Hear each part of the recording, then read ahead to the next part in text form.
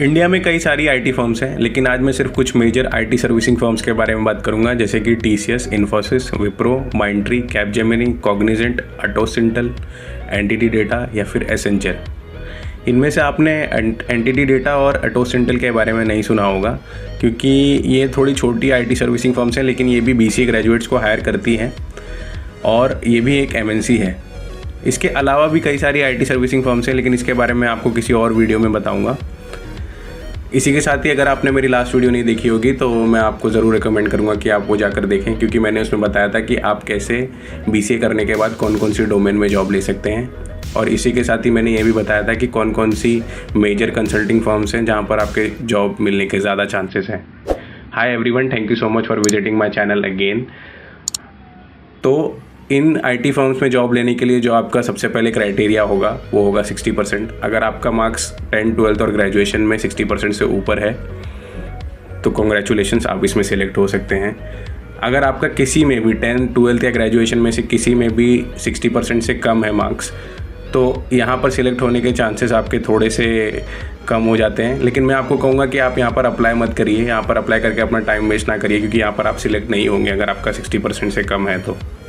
ये मैं स्टार्टिंग में इसलिए कह रहा था क्योंकि थोड़े से का मतलब है कि अगर आप मान लीजिए कहीं पर जाकर मास्टर्स वगैरह करते हैं, एमबीए करते हैं, तो ये नहीं कि एमसीए करते हैं। एमसीए करेंगे तो फिर भी आपको 60% से ऊपर ही मार्क्स चाहिए होगा। अगर एमबीए वगैरह करते हैं तो हो सकता है कि कैंपस से आपको ये कंपनीज उठा कर ले जाए। तो यहाँ पर सबसे पहले जो आपका एप्टीट्यूड टेस्ट होगा, वहाँ पर आपको रेशियो, प्रोपोर्शन, टाइम, वेट वगैरह पूछा जाएगा। उसमें आपको कई सारे यूट्यूब चैनल्स मिल जाएंगे जहाँ पर आप जाकर वो पढ़ सकते हैं, तो फॉलो कर सकते हैं या फिर उनका कोर्स ले सकते हैं।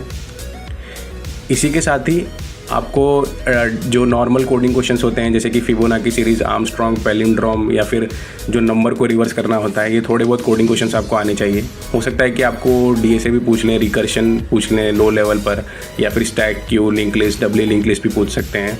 क्योंकि अभी जैसे जैसे एआई आ गया है तो वो भी थोड़े एक्स्ट्रा क्वेश्चंस पूछने लगे हैं बच्चों को, ये देखने के लिए कि वो अभी तक मतलब उसी बैकडेटेड कोडिंग तो नहीं कर रहे हैं, या फिर थोड़े आगे भी बढ़ गए हैं, डीएसए वगैरह में भी कुछ अच्छा कर रहे हैं, या फिर उनकी लॉजिक बिल्डिंग थोड़ी और अच्छी हुई है कि नहीं, क्योंकि नॉर्मल कोडिंग क्वेश्चंस तो अब एआई के थ्रू हो जाता है। इसी के साथ ही आपका जो कम्युनिकेशन स्किल है वो भी अच्छा रहना पड़ेगा। थोड़ा बहुत कम्युनिकेशन स्किल इधर उधर अगर है आपका तो भी कोई प्रॉब्लम नहीं है, यहाँ पर आप सिलेक्ट हो जाएंगे। साथ ही में आपको कंप्यूटर फंडामेंटल जैसे कि ऑपरेटिंग सिस्टम, डीबीएमएस या फिर नेटवर्किंग पूछेंगे।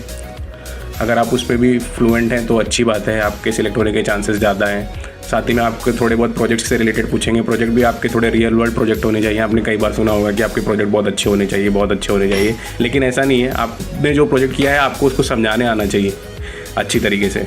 अगर आप उसको बोलते टाइम 5 मिनट से ज़्यादा नहीं बोल पा रहे हैं तो आपका प्रोजेक्ट उनको लग जाएगा कि यार क्या बेकार प्रोजेक्ट बनाया है। अगर आप 5 मिनट से ज़्यादा उस प्रोजेक्ट के ऊपर बोल पा रहे हैं तो अच्छी बात है, आपका सिलेक्ट होने का ज़्यादा चांसेस हैं, क्योंकि ये बताता है कि आपको उस प्रोजेक्ट के बारे में पता है या ये प्रोजेक्ट आप ही ने बनाया है। सो ये रियल वर्ल्ड वगैरह कुछ नहीं होता है, कोई भी रियल वर्ल्ड प्रोजेक्ट बनाता नहीं है। सब प्रोजेक्ट गिटहब से उठाते हैं, उसे अल्टर करते हैं। अब तो जैसे कि एआई का यूज़ भी करने लगे हैं, तो सेम सिमिलर तरीके से एआई का भी यूज़ करके आपको अपने हिसाब से प्रोजेक्ट को अल्टर करना है और बिल्ड करना है। पैकेज की बात करूँ तो यहाँ पर आपको टीसीएस में 1.8 का पैकेज मिलता है, इन्फोसिस में 2 लाख का पैकेज मिलता है। तो पैकेज का हो सकता है कि आपको 1.8 से 3 लाख तक का ही पैकेज मिले इन आईटी सर्विसिंग फर्म्स में, क्योंकि ये मास हायरिंग करते हैं तो ज़्यादा सैलरी आपको देंगे नहीं। लेकिन मैं आपको कहूँगा आप इसे ज़रूर ज्वाइन कीजिए। ये नहीं कि आप ये छोड़ करके मास्टर्स वगैरह करने जा रहे हैं, क्योंकि इसका एक्सपीरियंस आपको ज़रूर मैटर करेगा। आप जब मास्टर्स भी करने जाएंगे वहाँ पर भी जब कंपनी आएगी तो आप अप्लाई करेंगे तो वो भी आपको पूछेंगे। अगर आपके पास 1-2 साल का एक्सपीरियंस इसमें है तो ये बहुत अच्छी बात है। टेस्ट की बात करें कि टीसीएस अपने स्मार्ट हायरिंग के थ्रू हायर करता है बीसी और बीएससी आईटी ग्रेजुएट्स को, और जो इन्फोसिस है वो ऑपरेशन एग्जीक्यूटिव रोल के लिए हायर करता है। ये दोनों आप इंटरनेट पर सर्च करेंगे गूगल पर, off campus drive, Infosys off campus drive या फिर टीसीएस ऑफ कैंपस ड्राइव, तो आपको मिल जाएगा। सिमिलरली माइंडट्री एच के थ्रू हायर करता है, ये 4 साल का बॉन्ड होता है। और विप्रो का तो आपको पता ही होगा, विप्रो का 5 साल का बॉन्ड होता है। विप्रो 2 चीज़ के लिए हायर करता है, विप्रो विल्प और विप्रो विम्स। विल्प जो है उनका वर्क इंटीग्रेटेड लर्निंग प्रोग्राम है, जहाँ पर आपको डेवलपमेंट के प्रोजेक्ट ज़्यादा मिलेंगे।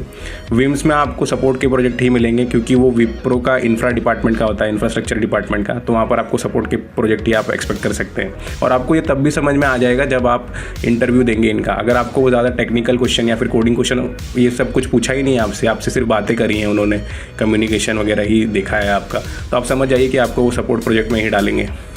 सिमिलरली कैपजेमिनी का पूल कैंपस ड्राइव होता है। अगर आपके कॉलेज में या फिर आपके यूनिवर्सिटी के एफिलिएटेड कॉलेजेस में अगर कैपजेमिनी आती है तो आप वहाँ पर अप्लाई कर सकते हैं। अगर आपको ऐसा नहीं मिलता है तो आप ऑफ कैंपस देखते रहिएगा, या फिर उनके लिंक्डइन पर जो भी उनकी एचआर डिपार्टमेंट है या फिर जो भी बीसीए ग्रेजुएट्स काम कर रहे हैं उनसे आप रेफरल मांग सकते हैं, या फिर जो सीनियर लेवल पे हैं या फिर जो मैनेजरियल लेवल पे हैं उनसे आप रेफरल मांग सकते हैं। अगर कॉग्निजेंट की मैं बात करूं तो कॉग्निजेंट में आपको प्रोग्रामर ट्रेनिंग की जॉब मिलती है। मैंने देखा है कि इसमें सैलरी तो कम है 1.8, लेकिन मैंने कुछ लोगों को देखा था जो डेटा एनालिस्ट रोल पे प्लेस हुए थे प्रोग्रामर ट्रेनिंग के टाइम पर कॉग्निजेंट में। तो कभी कभार ऐसा हो जाता है, तो अगर आप वहाँ पर भी आपको जॉब मिलती है तो बहुत अच्छी बात है, आप अप्लाई कर सकते हैं। प्रोग्रामर ट्रेनिंग की भी ऑफ कैंपस ड्राइव निकलती रहती है, किसी कैंपस में भी कॉग्निजेंट आती है हायर करने के लिए। सिमिलरली एसेंचर के बारे में मैंने आपको लास्ट वीडियो में बताया था कि एसेंचर अपने वेबसाइट के थ्रू हायर करता है काफ़ी कैंडिडेट्स को। तो आप उनके वेबसाइट पर जाएंगे, आपको एसेंचर ऑफ कैंपस ड्राइव लिखेंगे तो आपको आ जाएगा, जहाँ पर आपको बीसीए ग्रेजुएट्स के लिए हायरिंग का पोजीशन देखने को मिल जाएगा, जहाँ पर वो ज़्यादातर एप्लीकेशन डेवलपर रोल के लिए हायर करते हैं, एप्लीकेशन डेवलपर या फिर एप्लीकेशन सपोर्ट। वहाँ पर आप अप्लाई कर दीजिए, वहाँ पर भी सिलेक्ट होने के चांसेस आपके ज़्यादा हैं।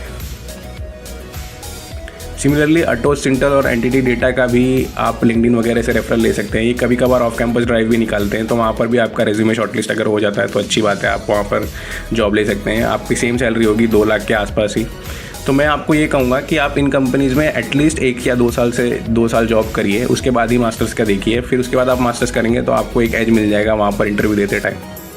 इन सभी कंपनीज़ के बारे में, हर एक कंपनी के बारे में मैं डिटेल में एक वीडियो बनाने की कोशिश करूंगा, जहाँ पर मैं आपको बताऊंगा कि इस कंपनी में ज्वाइन करने के बाद आपकी सैलरी क्या होगी, आपका जॉब रोल क्या होगा, ज़्यादातर लोग कौन से जॉब रोल में काम करते हैं।